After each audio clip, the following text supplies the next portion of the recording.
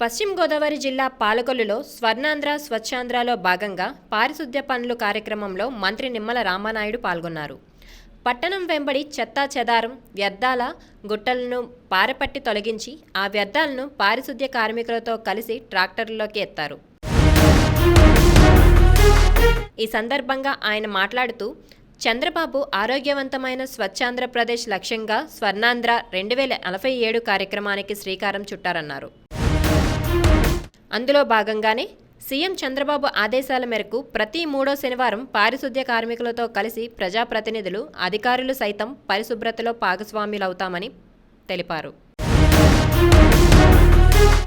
జగన్ తన 5 ఏళ్ల పాలనలో పట్టణాల్లో ప్రజలపై చెత్త పన్ను భారం వేస్తే కూటమి ప్రభుత్వం ఆ పన్నులను రద్దు చేసిందన్నారు. ప్రజల నెత్తిన పోసిన చెత్తతో పాటు జగన్ అందించిన చెత్త పాలనను సైతం కూటమి ప్రభుత్వం పరిశుభ్రంగా కడుగుతుందని మంత్రి రామానాయుడు పేర్కొన్నారు.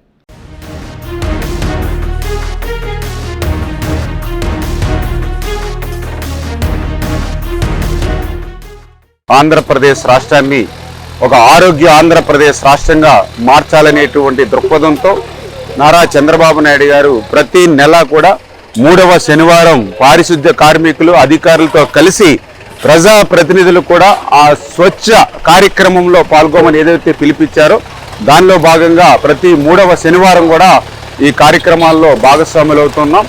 అందులో భాగంగా ఈరోజు ఏదైతే మన పాలకొల్లు పట్టణ పరిధిలో ఉన్నటువంటి ఏదైతే త్రాగునీరు, సాగునీరు అందించేటువంటి కాలువ మీద ఏ విధంగా అయితే వ్యర్థ పదార్థాలు ఏదైతే ఇష్టానురీతిన ఇక్కడ తిష్ట వేశాయో వాటన్నిటినీ కూడా ఈరోజు పారిశుద్ధ్య కార్మికులతో కలిసి పారపట్టి, గుణపం పట్టి మరి ట్రాక్టర్ల మీద ఆ యొక్క ఎగుమతులు చేసి మరి ఇవన్నీ కూడా క్లీన్ అండ్ గ్రీన్గా చేసేటువంటి ప్రక్రియలో భాగస్వాములయ్యాం.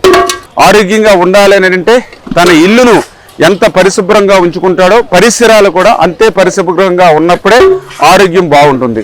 ఆ ఉద్దేశంతో ఈరోజు ఆరోగ్య ఆంధ్రప్రదేశ్గా చంద్రబాబు నాయుడు గారి ప్రయత్నం. ఎందుకంటే గతంలో కూడా మనం చూసాం ఏదైతే జగన్మోహన్ రెడ్డి పాలనలో మరి ఆ రోజు మరి ఈ యొక్క మురికి ఆంధ్రప్రదేశ్గా ఈ రాష్ట్రాన్ని మార్చేసినటువంటి పరిస్థితి.